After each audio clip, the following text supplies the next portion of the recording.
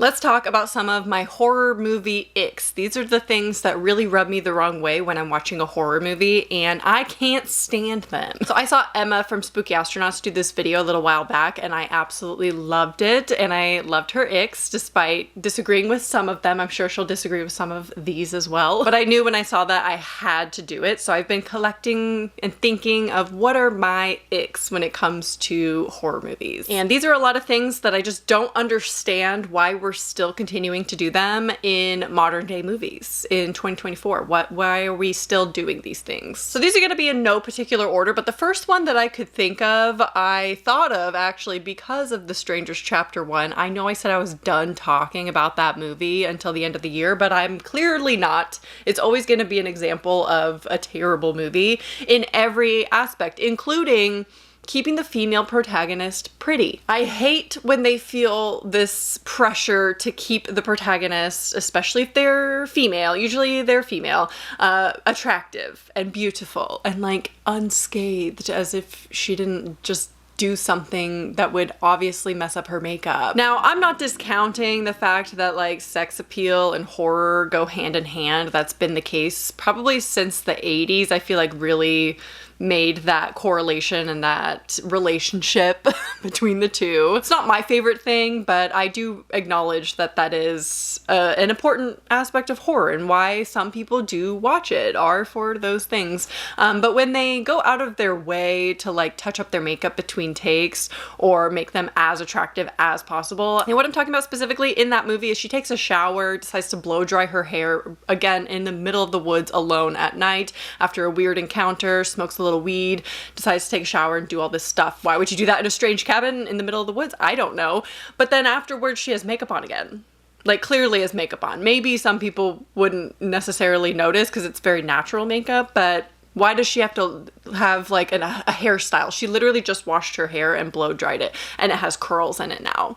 Like something obviously happened here in between takes to make her more beautiful. And that's just not necessary. Another great example of this is Megan Fox in Till Death. That was one of the things that really took me out of that movie, was the fact that they could not let Megan Fox get ugly.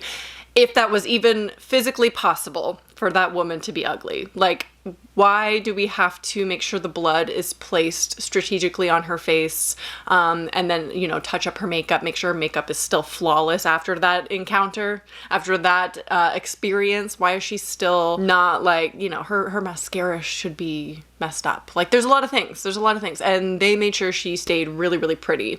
And I don't know if that was her doing, like her preference, or Madeline Petch's preference, or if it was literally just the filmmakers being like, nope, we gotta touch up your makeup now. It got too messed up in that scene with all the blood. You know, when the blood got on your face, it messed up your makeup a little bit, so we're gonna fix that. Next horror ick, you already knew this was gonna be on here, a specific kind of jump scare. Bird jump scares. You know, whether they're flying by in the frame, and what's even more annoying when it comes to bird jump scares is when they do fly by and they scare us, not them. Us, not the character. I hate that. The music, the booming, loud noise when the bird flies by and it kind of startles the main character, but it definitely is supposed to startle us. That's stupid. You're obviously, that doesn't make sense in the story, in the world. Again, takes me right out of it. Hitting a window, that's a classic. You know, do that one time in Hollywood, but the fact that it's in so many movies. I just watched a movie the other day and it did that. And again, it came out in like 2000 or 2001. It's called Down with Naomi Watts. Ridiculous elevator movie, by the way. I had a great time with it. Not a great movie, but it was fun. And they did the bird jump scare. But, you know, that was like in 2001. So I don't know. The most recent example that I can think of with the bird jump scare was in The Watchers. Now, there is some argument that it could have been necessary because of the situation. Obviously, the birds are fleeing the forest because of the creatures. So yes, they will be flying by. So that's fine. But then there was a jump scare later on in like a dark environment, and a bird just flies out of nowhere and startles the protagonist and us. And that was completely unnecessary. That one was unnecessary. The forest scene with all the birds flying, that's fine.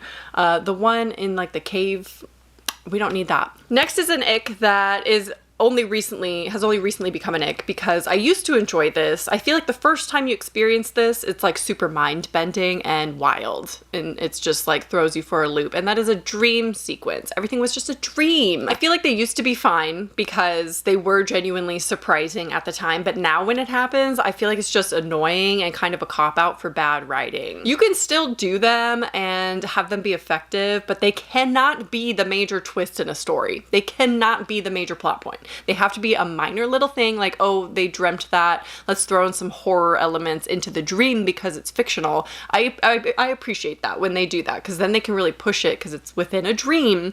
And then you think like, oh, this is getting weird. And then they wake up and it's fine. That can happen in like the middle of the movie. It cannot be the major twist anymore. We don't need to be doing that as a twist. Again, I used to enjoy dream sequences and I still do at times. They can still be done. But we have to be really smart with them because we don't want them to be a cop-out. Next up, again, if you've been watching for a while, knew this was going to be on here. Mental illness. Mental illness as a whole reason. Again, with the dream sequence, it can't be the excuse. It cannot be the plot twist. It can't be the major plot point. You cannot exploit mental illness like that and make them the antagonist, just because they're crazy. Now, I love M. Night Shyamalan. He is one of, if not my favorite director, but he does this probably the worst out of anybody. And almost every single one of his movies involves someone who is mentally ill and being violent. So he does it the worst, and, still love him. I love all his movies so, so much. Again, mental illness, not off the table when it comes to horror. You can absolutely do that. In fact, I think most movies do, because obviously if you're killing people, you're doing this, you're doing that, there's some kind of something going on. But you can do it without exploiting a specific mental illness or exploiting mental illness, period. So I just don't love when that becomes the explanation for everything and it's like, oh, so mentally ill people are just evil and violent. Got it. Similarly with my next ick, crazy old people, specifically naked, crazy old naked people. I did a video on this, actually, a little video essay on scary naked old people being exploited in horror and how I'm just kind of like over that. Again, I feel like it's something that used to be fine. I don't know why, because I still think it's kind of exploitative, but I feel like the first or second time we see it, we're like, oh, okay. It's just, they're old, I guess, and be old and naked and wrinkly is gross, I suppose. Like, I don't know. I still feel like that's a little weird. But we're still doing that today. Like, I'll link my video essay on it if you're interested in more of my thoughts and more examples and movies and everything like that. But just to name a few, there is a movie literally called Old People, though it was self-aware. It Chapter 2, we have, the scary naked old woman, The Visit, obviously naked old woman, Taking of Deborah Logan, naked old woman, American Carnage, just the elderly.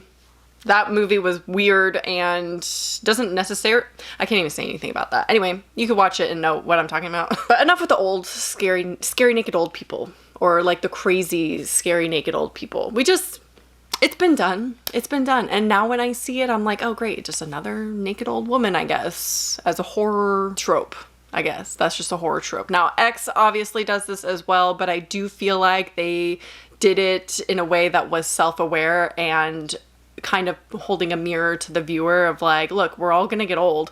We all have needs, So I feel like X doesn't really apply, but they do kind of do that, and I feel like a lot of people had the same reaction to X and, seeing Pearl in X that they did with the other movies I listed. So still kind of applies, but, it's a little bit different. Next up, this doesn't happen very often from what I see, but I had to throw this in there. When they bring back a legacy character only to do something really stupid with them, and it kind of ruins their character entirely and just is insulting to the original movie or the original legacy character. I'm looking at you, Texas Chainsaw Massacre 2022, the Netflix movie. This next one is really specific, but it's something that's really gotten on my nerves. Like, the first time I saw it happen, I was like, oh, that's kind of cool. It happened in like, I don't know, 2010. Maybe it started in like the 2010s.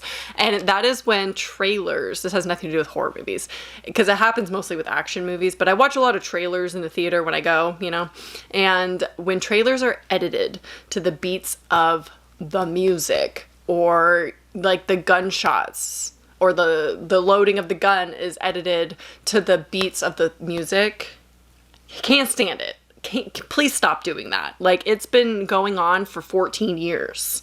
Can we stop editing the trailers like that? To the boom, boom. I'm just so tired. That's so random to say, but it really, I hate it. It has nothing to do with movies or horror movies, really. Sometimes horror movies do this. Actually, they did in like the mid 2000 or mid 2010s. Some horror movies did that. Raise your voice at me. I am your mother. I don't know, just editing in trailers in general. Trailers in general. All trailers, just annoying. I don't like trailers. They're all bad. Okay, so the next ick is definitely something you also knew was going to be on this, and that is unnecessary SA scenes or like rape revenge stories.